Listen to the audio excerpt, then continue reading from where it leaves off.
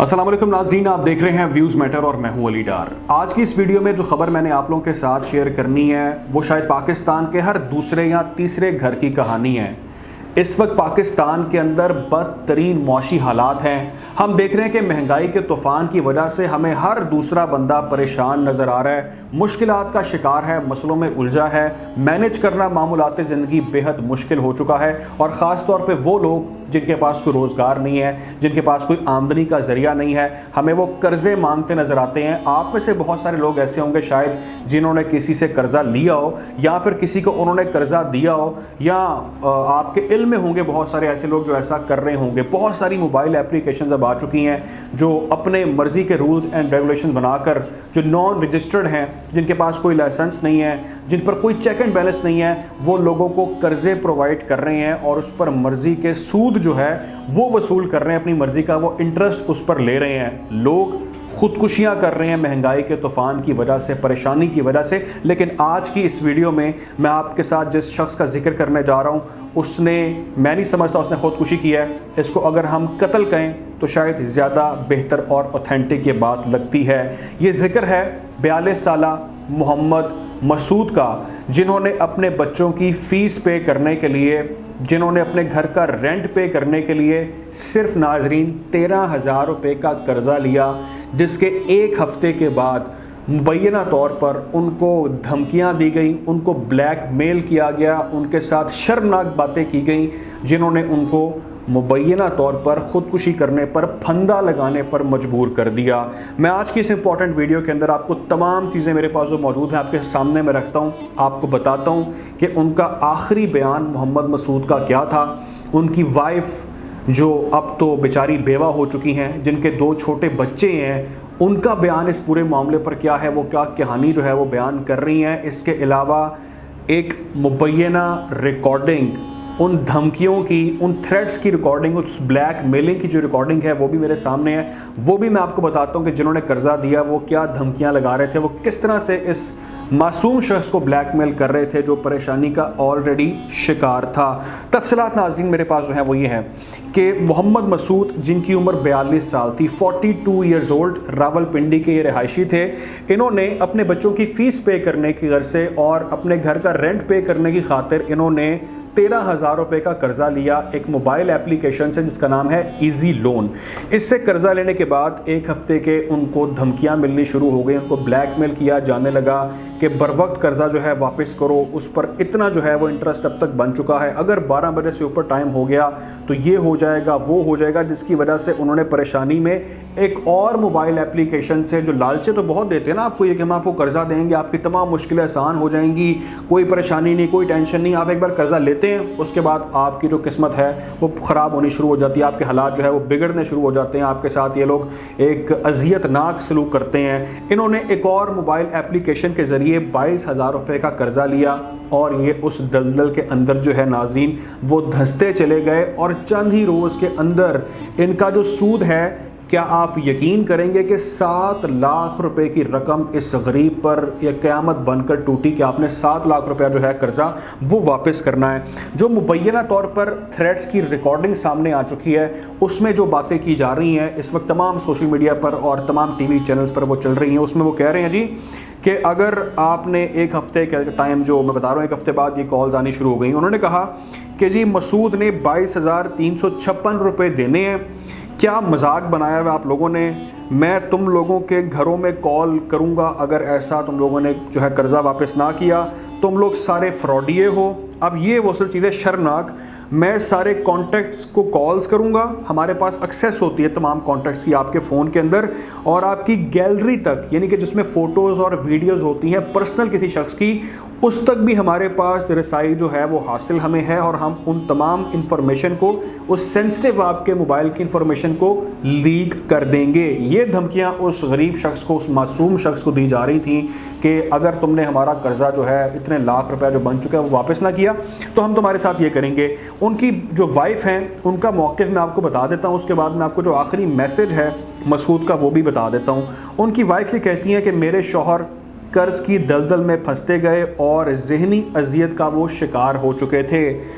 محمد مسعود کا جو آخری پیغام ہے وہ یہ کہتے ہیں کہ میرے پاس اور کوئی آپشن نہیں تھا، مجھے معاف کر دینا، میں آپ کو گھر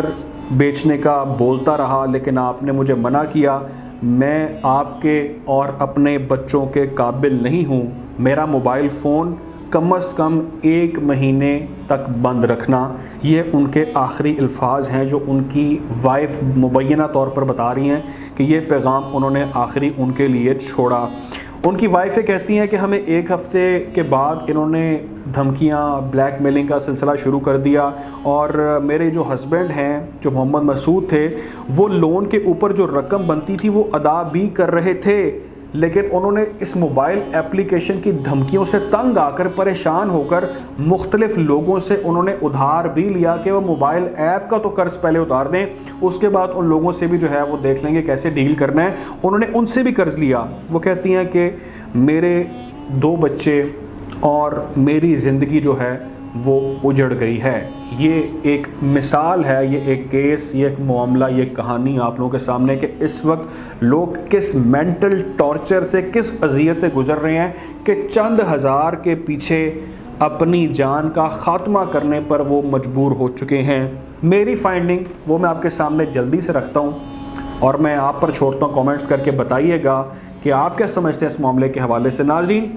بہت ساری موبائل اپلیکیشنز ہیں، یہ بات میں نے پہلے بھی ایک بار ڈسکس کی تھی، اپنے کسی ایک جاننے والے کے ساتھ ہم بات کر رہے تھے اور میں نے کہا کہ بہت ساری موبائل اپلیکیشنز اب آ چکی ہیں، آپ کو ایڈز بہت شو ہوتے ہیں کہ آپ کو جب پیسہ چاہیے آپ کو مل جائے گا، آپ یہ والی فلاں ایپ کر لیں، یہ والی فلاں ایپ کر لیں۔ تو یہ جو اپلیکیشن تھی ایزی لون، اس طرح کی اپلیکیشن سے لوگ جو ادھار لیتے ہیں پیسہ، یہ موسٹلی جو اپلیکیشنز ہیں ان کے پاس لائسنس موجود نہیں ہوتا، وہ نان رجسٹرڈ ہوتی ہیں، وہ اپنے طور پہ خود ہی کام کر رہی ہوتی ہیں، اور ان کے حوالے سے بہت سارے لوگ جو ہے وہ کنفیوژن کا شکار ہوتے ہیں، اس کو ڈاؤن لوڈ کرتے ہیں اور ان سے جو ہے وہ مدد طلب کرتے ہیں، 1-2 روز کے اندر ان سے قرضہ لے لیتے ہیں۔ اس کے علاوہ اگر اس شخص نے آپ کا پیسہ واپس نہیں کیا یا